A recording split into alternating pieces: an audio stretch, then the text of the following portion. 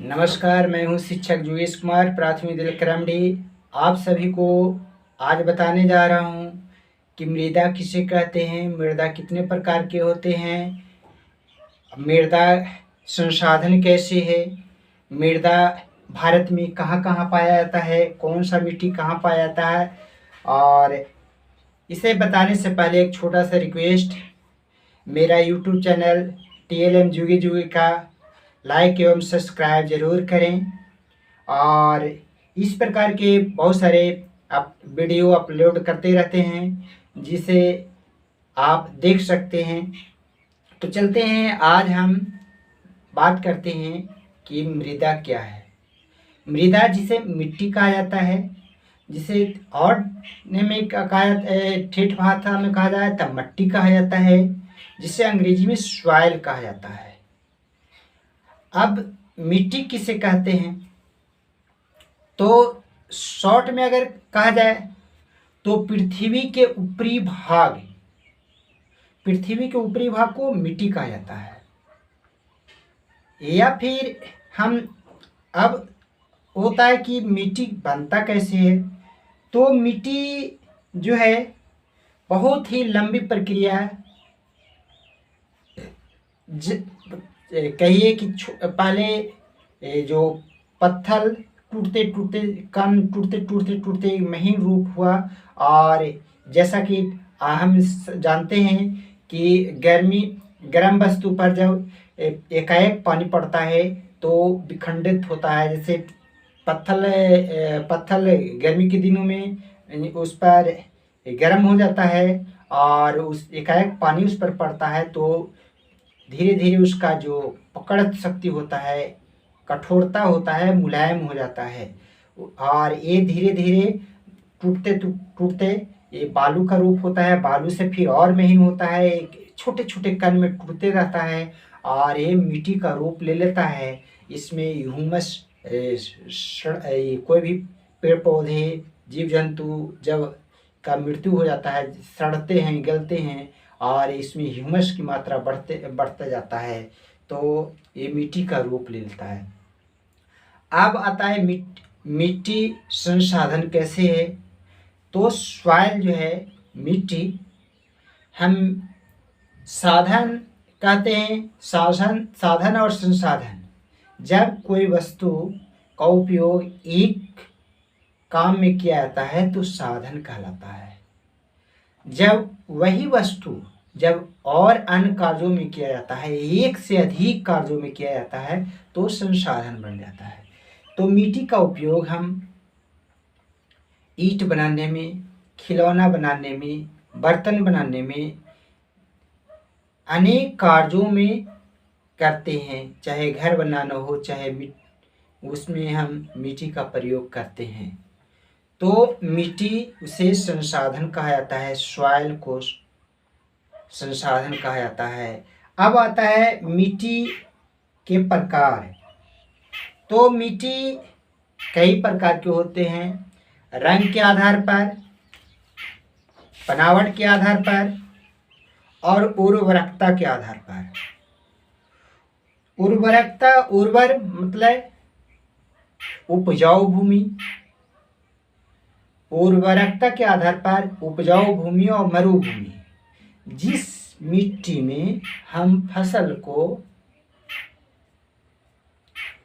उगाते हैं और खूब बढ़िया फसल उगता है, उसे उपजाऊ भूमि कहा जाता है। जिस मिट्टी में हम कोई फसल लगाते हैं और नहीं उगता है, उसे बंजर भूमि कहा जाता है। उसमें पत्थर कंकड़ और उसमें ह्यूमस की मात्रा नहीं रहता है, उसे बंजर भूमि कहा जाता है। तो बंजर भूमि तो ज़्यादातर सभी जगह के, कहीं पहाड़ी इलाका में ज़्यादा पाया जाता है और राजस्थान में जो पाया जाता है उसे मरुभूमि के नाम से जाने जाते हैं, रेगिस्तान के नाम से जाने जाते हैं। गठन और संरचना के आधार पर हम मृदा का वर्गीकरण करते हैं। तो मुख्यतः हम बलुई, जिसमें बालू की मात्रा ज़्यादा होता है, उसे बलुई मिट्टी कहते हैं।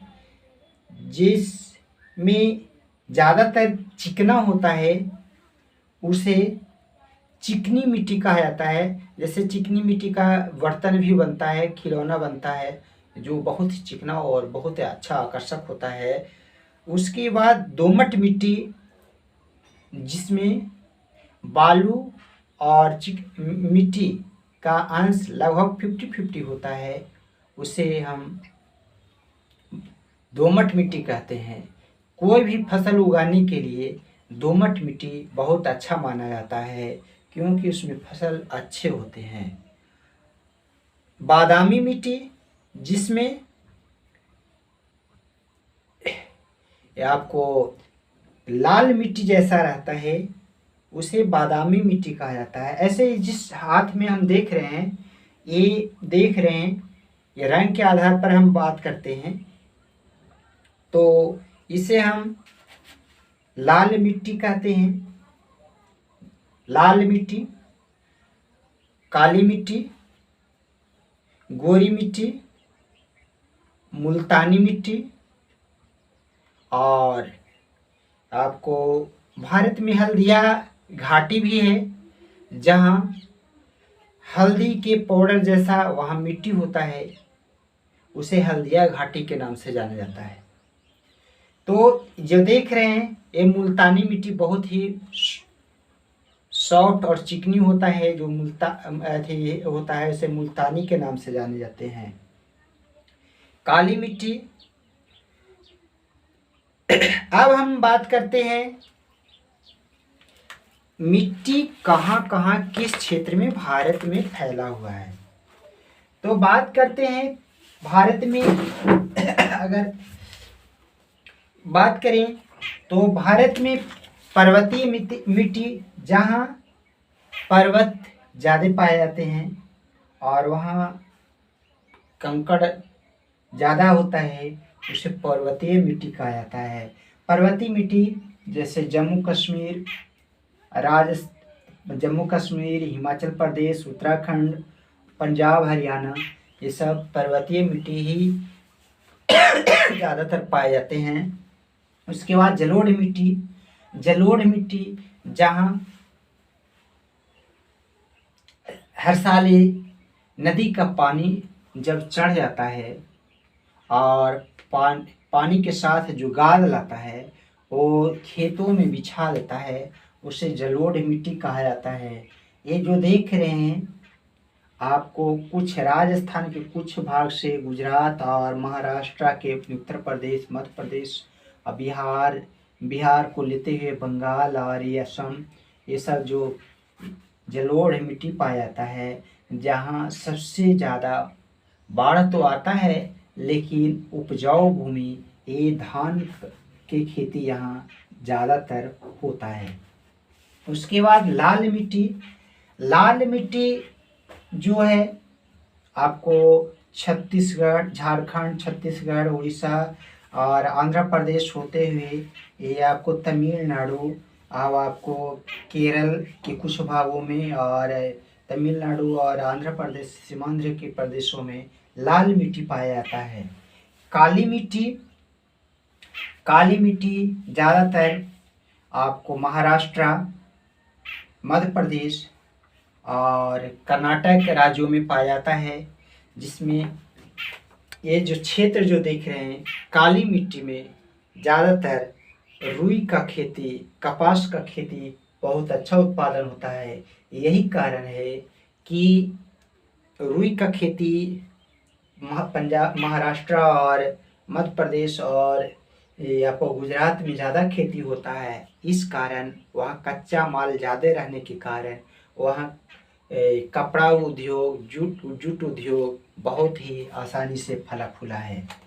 लेटेराइट मिट्टी जो देख रहे हैं, वो महाराष्ट्र में कुछ भागों में है, गुजरात में है, उड़ीसा के भागों में, छत्तीसगढ़ के भागों में है, या आपको केरल के भागों में, तमिलनाडु के भागों में है। शुष्क मिट्टी, जहाँ पूरी तरह से शुष्क मिट्टी होता है, जिसे हम मरुभूमि कहते हैं, वो आपको राजस्थान के बहुत सा बड़े भागों में होता है, जो यहाँ पानी बहुत कम ही होता है और बलुई मिट्टी होने के कारण वहाँ शुष्क मिट्टी कहा जाता है, उसे रेगिस्तान कहा जाता है।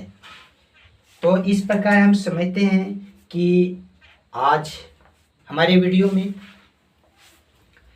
मिट्टी किसे कहते हैं, मिट्टी कितने प्रकार के होते हैं, मिट्टी भारत में कहाँ कहाँ पाए जाते हैं, ये सब समझे होंगे। आपको आशा करता हूँ कि आपको अच्छा लगा होगा। लाइक एवं सब्सक्राइब जरूर करेंगे।